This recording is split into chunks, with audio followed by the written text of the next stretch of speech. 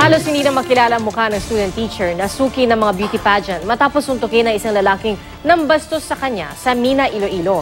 Samantala, kinabibili ba naman ang isang batang cancer survivor na nagtapos na class valedictorian sa elementarya sa Davao City. Yan at iba pang balita sa probinsya sa report ni Darlene Cai.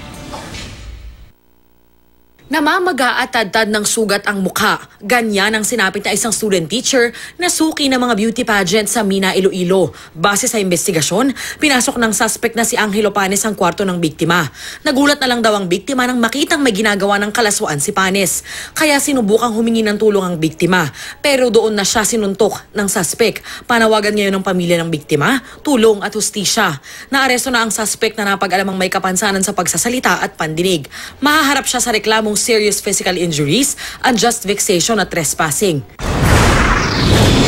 Kritikal naman ang pamangkin ng alkalde ng Pandibulacan matapos tambangan. Ayon sa pulisya, pauwi na ang biktimang si Pamela Joy Marquez sakay ng SUV na pagmamayari ng anak ng alkalde. Kwento ng nakasaksi, ilang nakamotorsiklo ang dumating at biglang pinagbabaril ang sasakyan.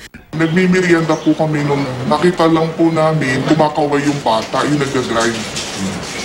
Sabi niya, ate, tulong. Sabi niya, tulungan niyo po ako, binabaril kami. Tinamaan ang biktima at nadamay rin ang isa pang sakay ng SUV na si Kobe Alcaraz. Ayon sa pulisya, posibleng napagkamala ng mga salari na anak ng alkalde ang sakay ng SUV. Patuloy ang investigasyon. Nagalok naman na 1 milyong pisong pabuya ang pamilya ng dinukot na negosyanteng si Alan Fajardo. Dinukot si Fajardo kasama ang kanyang driver na si Ricky Atienza sa isang hotel sa Santa Rosa, Laguna.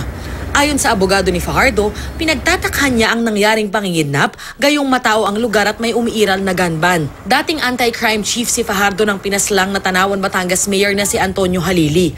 Dati nang sinabi ng pulisya na sangkot sa droga si Fajardo pero mariin niya itong itinanggi.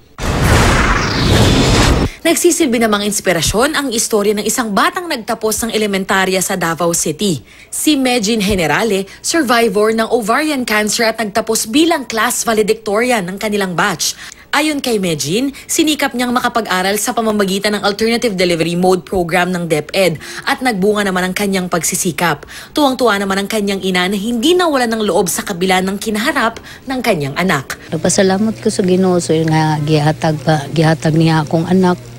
Kay kung wala ang Ginoo, wala man pud tay mahimo.